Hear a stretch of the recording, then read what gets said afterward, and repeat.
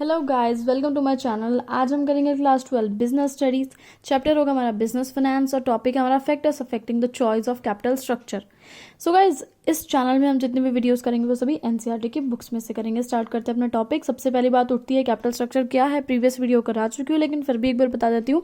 Capital structure का मतलब क्या है कि हमारे फर्म में कितना डेट होगा और कितना इक्विटी होगा या फिर उनका क्या रेशियो होगा, वो होता है कैपिटल स्ट्रक्चर। सो ये डिसीजन लेते वक्त कि पैसा डेट के थ्रू आएगा या इक्विटी के थ्रू, किन किन चीज़ों के बारे में हमें सोचना पड़ता है, वो होते हैं उसके फैक्टर्स। स्टार्ट करते हैं सबसे पहला पॉइंट। सबसे पहला पॉइंट है आपका कैश फ्लो पोजीशन। ठीक है, पहले शॉर्ट में बता देती हूँ ये पॉइंट क्या कह रहा है। ये पॉइंट कह रहा है कि अगर आप डेट के थ्रू पैसा रेज कर रहे हैं तो आपकी अच्छी कैश फ्लो पोजीशन होनी चाहिए, यानी आपका कैश इनफ्लो काफ़ी अच्छा होना चाहिए। क्यों? क्योंकि आपको इंटरेस्ट पेमेंट देना पड़ता है और आपके पास कैश इनफ्लो ही नहीं है, आपके बिजनेस में कैश ही नहीं आ रहा, तो आप इंटरेस्ट दोगे कैसे? वो तो देना बहुत ज़रूरी है। चलो अब डिटेल में पढ़ते हैं क्या लिखा है। Size of projected cash flows must be considered before issuing debt. इसमें लिखा है कि अगर आप डेट के थ्रू पैसा रेज करते हैं तो आपको कैश फ्लो देखने बहुत ज़्यादा ज़रूरी हैं। Cash flows must not only cover fixed cash payment obligations. ठीक है, ऐसा नहीं है कि कैश फ्लो सिर्फ इसलिए ज़रूरी है क्योंकि हमें फिक्स कैश पेमेंट ऑब्लिगेशन देनी है। फिक्स पेमेंट से इधर मतलब क्या है कि आपको फिक्स्ड इंटरेस्ट जो देना पड़ता है उसकी बात की जा रही है, क्योंकि कैश नहीं होगा तो आप वो इंटरेस्ट कैसे दोगे। But there must be sufficient buffer also, लेकिन और भी चीज़ों के लिए हमारे पास कैश होना चाहिए। It must be kept in mind that a company has cash payment obligations for। ठीक है, अभी ये लाइन में लिखा है कि आपको कंपनी को किन किन चीज़ों के लिए कैश पेमेंट देनी पड़ती है। जैसे नॉर्मल बिजनेस ऑपरेशंस, आपके डे टू डे वर्किंग के लिए आपको पैसे की ज़रूरत है। For investment in fixed assets, suppose कोई मशीन वगैरह ख़राब होगी, कोई भी फिक्स्ड एसेट ख़राब हो गया तो उसमें आपको इन्वेस्ट करने के लिए पैसों की ज़रूरत है। For meeting the debt service commitments, debt service commitments का मतलब क्या है कि आपको इंटरेस्ट भी देना पड़ता है और रीपे भी, यानी पैसा जो आपने उधार उठाया है उसको वापस भी करना है। तो अगर आपके बिजनेस की अच्छी कैश फ्लो पोजीशन है तभी आप डेट के थ्रू पैसा रेज करो, अदरवाइज ऐसा कुछ भी आप मत करो। नेक्स्ट पॉइंट करते हैं, ये वीडियो बहुत लंबा जाने वाला है तो स्टार्ट करते हैं अगला पॉइंट। इंटरेस्ट कवरेज रेशियो, इसका क्या मतलब है? इसका फॉर्मूला देखो, EBIT अपॉन इंटरेस्ट, इसका ये फॉर्मूला है। सबसे पहले तो हम देख लेते हैं, आगे पढ़ते हैं क्या लिखा है। The interest coverage ratio refers to the number of times the earning before interest and taxes of a company covers the interest obligation. यानी कितनी बार ऐसा होता है कि, मतलब कितनी टाइम्स बोल सकते हैं हम, ऐसा होता है कि हमारी कंपनी इतना earning before interest and tax, यानी अर्निंग एक तरह से बोल लेते हैं, फिलहाल हम शॉर्ट में समझते हैं कि कितनी बार ऐसा होता है कि हमारी कंपनी इतनी अर्निंग्स अर्न कर लेती है कि इंटरेस्ट को वो कवर कर पाए। ठीक है, यानी मैं बोलना चाह रही हूँ कि इंटरेस्ट से कितना टाइम्स ज़्यादा पैसा हम कमाते हैं, सिर्फ ये देख रहे हैं। यहाँ पे कवर वर्ड लिखा है, मैं आपको समझाने के लिए टाइम्स यूज़ कर रही हूँ, मतलब कितना गुना, इंटरेस्ट का कितना गुना अर्निंग्स हमें हो रही है। So higher the ratio the lower is the risk of a company failing to meet its interest payment obligation. कि जितनी ज़्यादा रेशियो हाई होगी, अब आपको पता है ऊपर वाला है ना जो होता है, जितना बड़ा होता जाएगा ये डिजिट उतना ही ये रेशियो हाई होता जाएगा। तो अर्निंग जितनी ज़्यादा हाई होगी, कितनी ज़्यादा बढ़ेगी, इसका मतलब क्या है कि आपके साथ ऐसा कभी नहीं होगा कि आप फेल हो जाओ इस चीज़ में कि आप इंटरेस्ट ना दे पाओ, यानी आप असमर्थ हो जाओ इंटरेस्ट देने में। ऐसा बिल्कुल नहीं होगा, क्योंकि सबको ही पता है यार, ये फॉर्मूला देख के आइडिया लग रहा है कि अगर ऊपर वाली डिजिट जो है बहुत ज़्यादा है, ये रेशियो बहुत हाई है, तो इसका मतलब है आप ये इंटरेस्ट आराम से दे सकते हो, है ना। However this ratio is not an adequate measure. सिर्फ इस रेशियो को कंसीडर नहीं करना है, और भी बहुत सारी चीज़ें हैं जिन्हें कंसीडर हमें करना है। क्यों? क्योंकि अ फर्म में have a high EBIT but low cash balance. ये लाइन बोल रही है कि ऐसा हो सकता है कि हमारी अर्निंग बहुत ज़्यादा हो, सपोज ये रेशियो बहुत हाई है, इसका मतलब बहुत अर्निंग ज़्यादा है ना, लेकिन हमारे पास कैश इतना अवेलेबल ही नहीं है। क्यों? हमने तो उधार में सामान बेच दिया। अब बताओ कैश कहाँ से आएगा? अर्निंग तो पेपर में दिख रही है कि हमें अर्निंग हो रही है, लेकिन अपने पास कैश ही अवेलेबल नहीं है ना। तो हम इंटरेस्ट कैसे चुकाएंगे, पैसा रीपे कैसे करेंगे जब अपने पास कैश ही नहीं है, तो है ना। सो इसलिए ये लाइन बोल रही है कि आपको क्या करना है, इसको कंसीडर करना है, लेकिन उसके साथ साथ कैश बैलेंस को भी देखना है। नेक्स्ट आपका है डेट सर्विस कवरेज रेशियो। देखते हैं ये क्या बोल रही है। Debt service coverage ratio takes care of the deficiency of referred to in the interest coverage ratio, यानी इस रेशियो में जो थोड़ी बहुत डेफिशिएंसीज या खामियां रह गई थी उस चीज़ का जो है भरपाई एक तरह से बोलते हैं ये करती है। ठीक है। A higher DSCR indicates better ability to meet its cash commitments। अब यहाँ पर लिखा है कि जितनी ज़्यादा आपकी ये रेशियो हाई होगी, ठीक है, उतना ही आप एबल होंगे अपनी कैश कमिटमेंट्स को पूरा करने के लिए। और कैश कमिटमेंट का क्या मतलब है कि आप इंटरेस्ट देने में समर्थ होंगे, एबल होंगे, कैपेबल होंगे। The company's potential to increase debt component in its capital structure. ठीक है, अगर आप अपना कैश कमिटमेंट देने में एबल हैं, इसका मतलब है कि आपकी कंपनी में वो पोटेंशियल है कि आप डेट के थ्रू और भी पैसा रेज कर सको। लेकिन अगर ये रेशियो लो है, इसका मतलब आपके पास इतना प्रॉफिट या अर्निंग आपको नहीं हो रही है कि आप अपने कैश कमिटमेंट्स या इंटरेस्ट दे पाओ, तो आप डेट के थ्रू पैसा रेज मत करो, आप इक्विटी के थ्रू पैसा रेज करो। नेक्स्ट पढ़ते हैं, return on investment.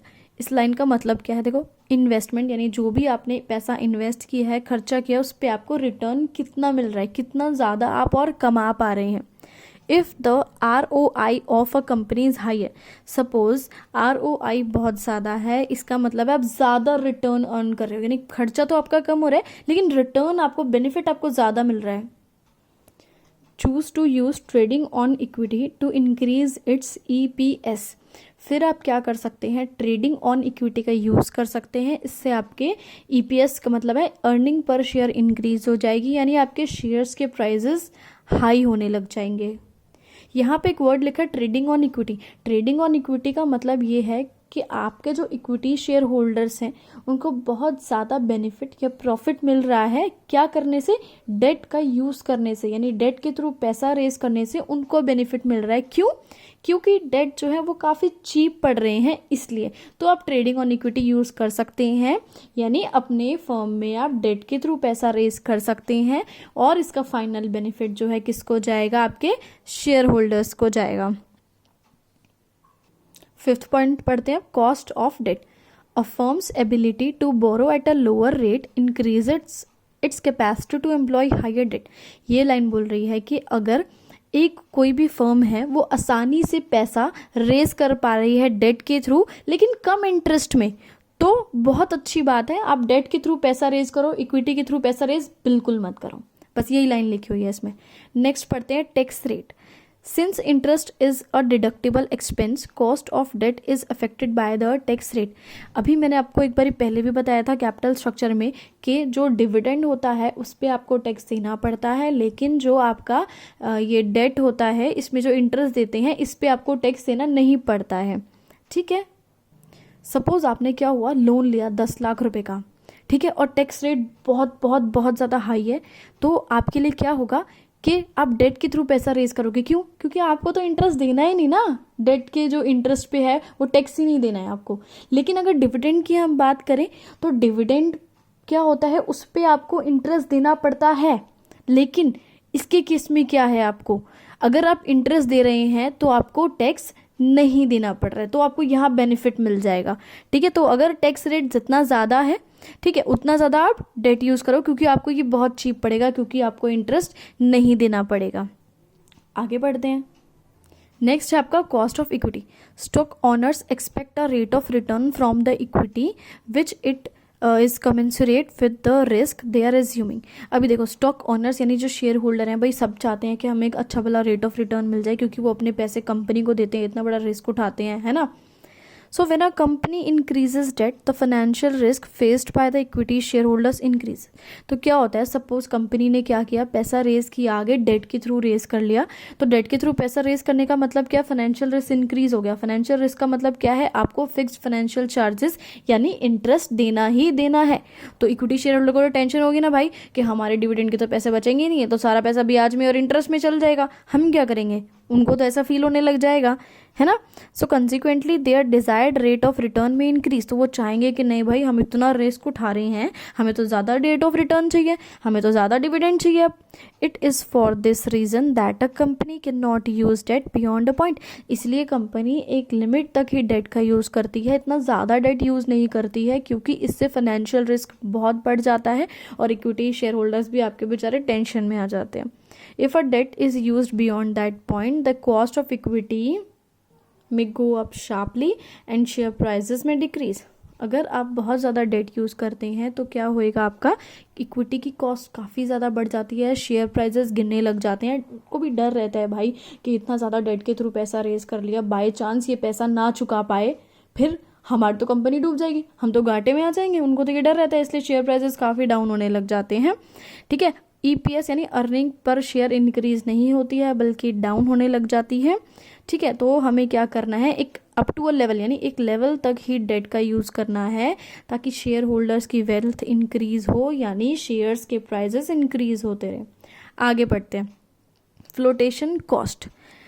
The process of raising resources also involve some cost, यानी जब आप क्या करते हैं फंड्स रेज करते हैं तो उसमें थोड़ा बहुत खर्चा तो आता है ना, जैसे कि आपने अगर शेयर्स वगैरह इशू करे हैं तो प्रोस्पेक्टस वगैरह भी आपको लाने पड़ते हैं, और अंडरराइटर फीस, पता नहीं कमीशन एजेंट्स का, ब्रोकर्स का, पता नहीं क्या क्या देना पड़ता है। ठीक है, so public issue of shares and debentures requires considerable expenditure, यानी अगर आप शेयर्स डिबेंचर्स इशू करते हैं आपको थोड़ा बहुत खर्चा करना पड़ता है। लेकिन अगर आप फाइनेंशियल इंस्टीट्यूशन से पैसा उठाते हैं तो आपको ज़्यादा पैसे खर्च नहीं करने पड़ते हैं, थोड़ी बहुत फॉर्मेलिटी वगैरह करके ये काम निपट जाता है और आपको पैसा लोन पे मिल जाता है। सो दीज कंसिडरेशंस में also affect the choice between the debt and equity, तो इसका भी फर्क पड़ता है इससे भी कि डेट के थ्रू पैसा आएगा या इक्विटी के थ्रू पैसा आएगा। क्यों? क्योंकि आपको अगर आप डिबेंचर्स या शेयर्स इशू करते हैं तो बहुत ज़्यादा फ्लोटेशन कॉस्ट खर्चनी पड़ती है। ठीक है, मे बी आपके पास पैसा ना हो इतना, तो आप क्यों भाई रेज करोगे डेट और इसके इक्विटी के थ्रू पैसा, है ना। आगे बढ़ते हैं, नेक्स्ट है आपका risk consideration. As discussed earlier, use of debt increases the financial risk of the business. सबको पता है डेट जितना ज़्यादा बढ़ेगा उतना फाइनेंशियल रिस्क बढ़ता रहेगा, क्योंकि हमें क्या देना पड़ता है, हमें इंटरेस्ट देना ही देना पड़ता है, चाहे हमें लॉस भी हो। Financial risk refers to a position when a company is unable to meet its fixed financial charges. तो फाइनेंशियल रिस्क जैसे कि मैंने अभी बताया था कि कब होता है, जब आप ना दे पाएँ फिक्स फाइनेंशियल चार्जेस, यानी जब आप इंटरेस्ट ना दे पाएँ या प्रेफरेंस डिविडेंड ना दे पाएँ या रीपे ना, पैसा मतलब वापस ना कर पाएँ, तो वो होता है financial risk. Apart from the financial risk every business has some operating risk. एक तो हो गया फाइनेंशियल रिस्क, लेकिन एक और रिस्क होता है बिजनेस में, वो होता है ऑपरेटिंग रिस्क या फिर business risk. So business risk depends upon the fixed operating cost. Business risk किस पे डिपेंड होता है, फिक्स्ड ऑपरेटिंग कॉस्ट, यानी जैसे कि आपकी फिक्स्ड ऑपरेटिंग कॉस्ट क्या होती है, जैसे कि आपकी कोई फैक्ट्री है आपने रेंट पे उठा रखी है तो ये फिक्स्ड है ना, आपको रेंट देना ही देना भाई, चाहे आप प्रोडक्शन करो या ना करो। आपने तो अब एग्रीमेंट साइन कर लिया कि मैं 1 साल तक ये फैक्ट्री ले रहा हूँ तो आपको 1 साल तक उसका रेंट देना ही पड़ेगा, तो ये बिजनेस रिस्क हो गया, है ना। Higher fixed operating cost result in higher business risk. अब जितना ज़्यादा फिक्स्ड ऑपरेटिंग कॉस्ट होगी हमारी, यानी फिक्स्ड एक्सपेंसेस हमारे जितने ज़्यादा होंगे, इसका मतलब है उतना ही हमारे बिजनेस में रिस्क बढ़ रहा है।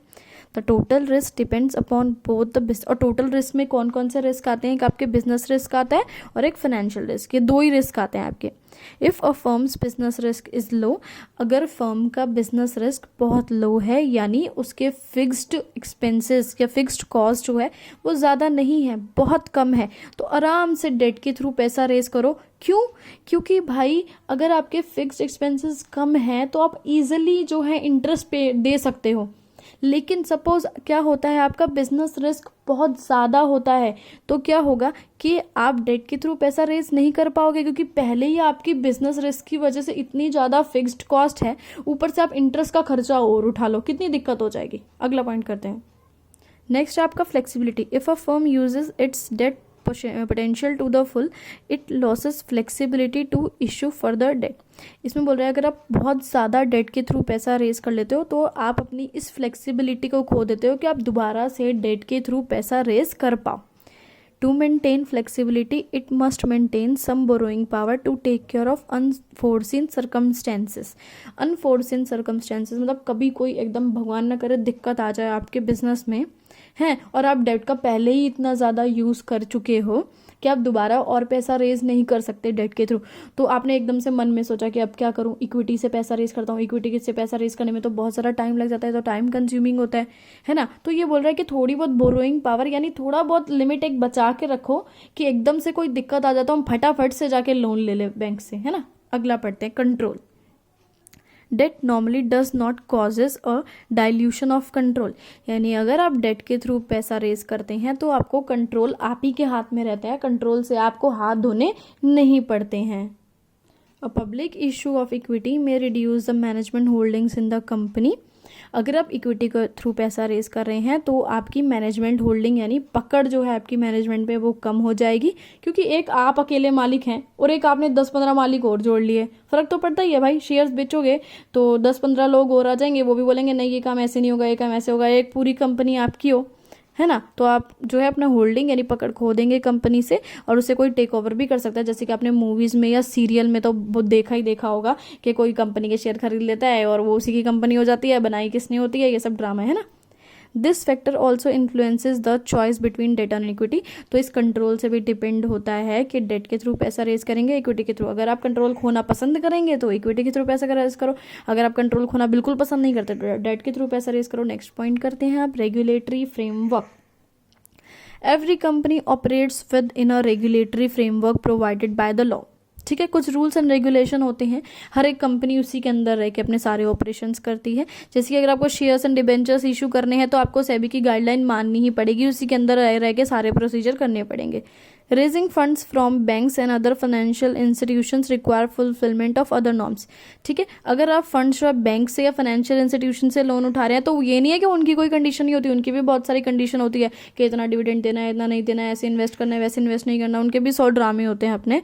The relative ease with which these norms can be met or the procedures completed may also have a bearing upon the choice of source of finance. So zone सा आपको norms या फिर zone सा आपको easy लगता है कि जिसका मतलब होता है ना कंडीशन आप अच्छी तरह से मान पाओ, उसी तरीके से आप पैसा रेज कर लो। आगे बढ़ते हैं, नेक्स्ट है आपका stock market conditions. If the stock markets of bullish, अगर स्टॉक मार्केट बुलिश है यानी ये एक्सपेक्ट किया जाता है कि शेयर के प्राइसेस आगे आगे बढ़ते जाएंगे, तो क्या होगा, equity shares are more easily sold even at a high price.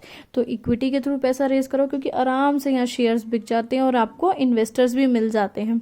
Use of equity is often preferred by the companies in such a situation, यानी ऐसे सिचुएशन में अगर बुलिश मार्केट होती है तो क्या करेंगे आप, इसके थ्रू इक्विटी के थ्रू पैसा रेज करेंगे। However during a bearish phase a company may find raising of equity capital more difficult. अगर बियरिश मार्केट है यानी यहाँ पे क्या होता है, एक्सपेक्ट किया जाता है कि प्राइसेस शेयर के डाउन ही डाउन जाएंगे, तो यहाँ पे बहुत ज़्यादा डिफिकल्ट है कि आप इक्विटी के थ्रू पैसा रेज कर पाएँ। तो आपके लिए बेहतर होगा बियरिश मार्केट के टाइम पे डेट के थ्रू पैसा रेज करें। नेक्स्ट पॉइंट करते हैं, capital structure of other companies. दूसरी कंपनी का भी कैपिटल स्ट्रक्चर देखना पड़ता है। A useful guideline in the capital structure planning is the डेब्ट equity ratios of other companies in the same industry, यानी आपकी जो इंडस्ट्री है उन्हीं सेम इंडस्ट्रीज में आसपास की कंपनीज का भी देखो कि उनकी क्या कैपिटल स्ट्रक्चर है, उनकी क्या डेट इक्विटी रेशियो है। There are usually some industry norms which may help. काफ़ी इंडस्ट्री नॉर्म्स यानी काफ़ी इंडस्ट्रीज के ऐसे कुछ रूल्स होते हैं जैसे कि अगर हमें नई नॉलेज है तो हम आसपास की इंडस्ट्रीज को देख के पता लगा सकते हैं कि सबने कैसे पैसा रेज कर रखा है। These are usually some industry norms which may help. Care, however, must be taken that the company does not follow the industry norms blindly. लेकिन इस चीज़ का ध्यान रखना है कि बाकी सभी जो कंपनीज कर रही हैं आप ब्लाइंडली उस चीज़ को फॉलो ना करो, अपना थोड़ा सा दिमाग भी लगाओ। For example, if the business risk of a firm is higher, अगर देखो क्या होता है, बिजनेस रिस्क बहुत ज़्यादा है यानी आपके फिक्स्ड ऑपरेटिंग कॉस्ट बहुत ही ज़्यादा है, सो क्या होगा, it will not afford the same financial risk. तो वो फर्म फाइनेंशियल रिस्क अफोर्ड नहीं कर पाएगी। क्यों? क्योंकि उसका पहले ही इतना ज़्यादा खर्चा है, ऊपर से और इंटरेस्ट पेमेंट का एक खर्चा आ जाएगा। It should go for low debt, तो अगर बिजनेस रिस्क ज़्यादा है तो लो डेट यूज़ करो, इक्विटी के थ्रू पैसा रेज कर लो। Thus the management must know about what the industry norms are, so management को अच्छे से पता होना चाहिए इंडस्ट्री के नॉर्म्स क्या हैं।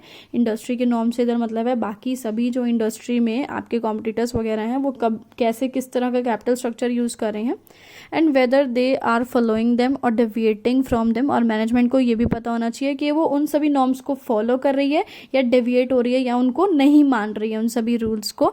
And adequate justification must be there in both cases, और साथ में एडिक्वेट जस्टिफिकेशन से मतलब क्या है, उसके पास प्रॉपर एक आंसर होना चाहिए बिजनेसमैन के पास कि भाई अगर वो बाकी सब इंडस्ट्री के नॉर्म्स को फॉलो कर रहा है, बाकी सबकी तरह कैपिटल रेज कर रहा है तो क्यों कर रहा है, और नहीं कर रहा है तो क्यों कर रहा है। इसी के साथ इतना बड़ा सा टॉपिक खत्म।